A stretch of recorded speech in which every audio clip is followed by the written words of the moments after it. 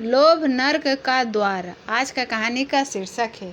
बहुत समय पहले की बात है। एक गांव में एक अमित नाम का एक गरीब किसान रहता था। वो इतना गरीब था कि 2 वक्त का खाना भी मिलना मुश्किल था।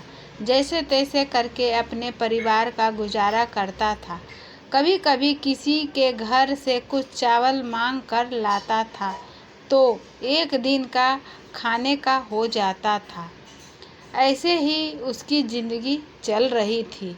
अमित एक बार रात में जब सोने गया तो वह अपने बिस्तर में लेटने के बाद सोचने लगा कि ऐसा ही चलता रहा तो मेरा परिवार एक दिन भूखा मर जाएगा। ऐसा न हो, इसलिए मुझे कुछ न कुछ उपाय ढूंढना पड़ेगा। उसके दूसरे दिन अमित सुबह सुबह अपने घर से काम ढूंढने निकल गया। भूखे प्यासे रहकर दिन भर उसने काम ढूंढा पर उसे कहीं भी काम नहीं मिला।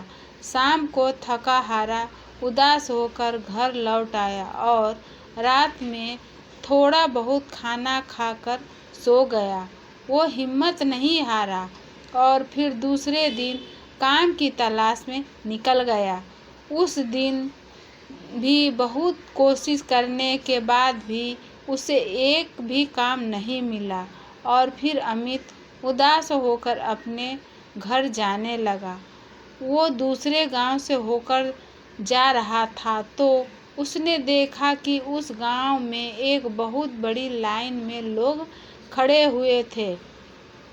अमित वहां पहुंचा तो देखा कि एक जमींदार गरीब और असहाय लोगों की मदद कर रहा था। किसी को घर की ज़रूरत थी तो घर दे रहा था, किसी को ज़मीन की ज़रूरत थी तो ज़मीन और किसी को अनाज की ज़रूरत थी तो अनाज दे रहा था। ये सब देखकर उसके मन में लोभ आ गया और सोचा कि अगर मैं भी इस लाइन में खड़ा हो जाऊं तो मुझे भी कुछ न कुछ मिल ही जाएगा और वह लाइन में लग गया। धीरे धीरे उसकी बारी आई। जमींदार उससे पूछा, अब तुम बताओ तुम्हें क्या चाहिए।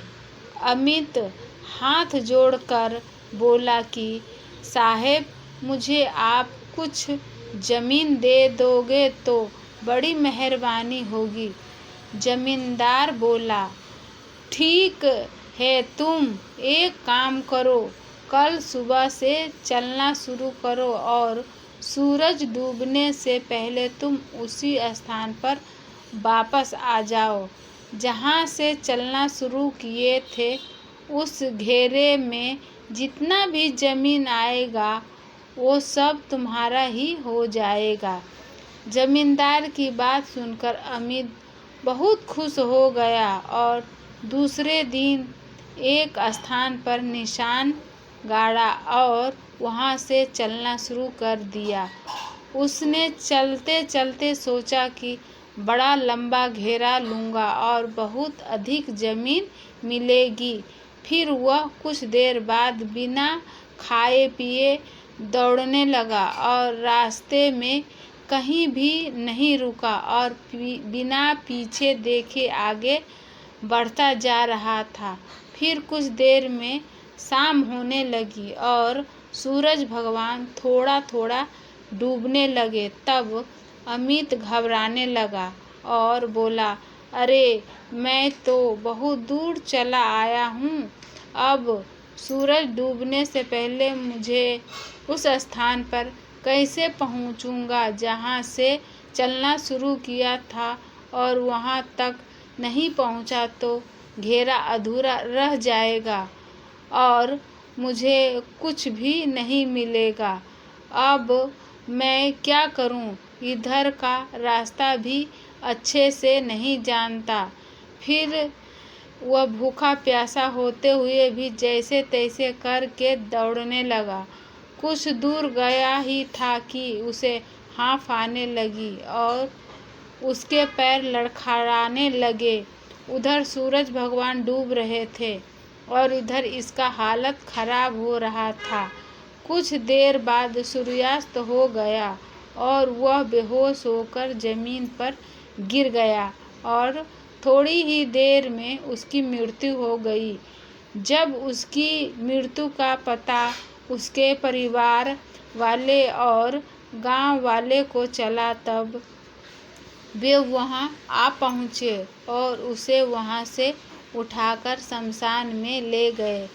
उसके हिस्से में सिर्फ 4 हाथ जगह मिला और उसी जगह पर दफना दिया गया। कभी भी लालच नहीं करना चाहिए। जितना हमें मिला है उसी में खुश रहना चाहिए और मेहनत करना चाहिए।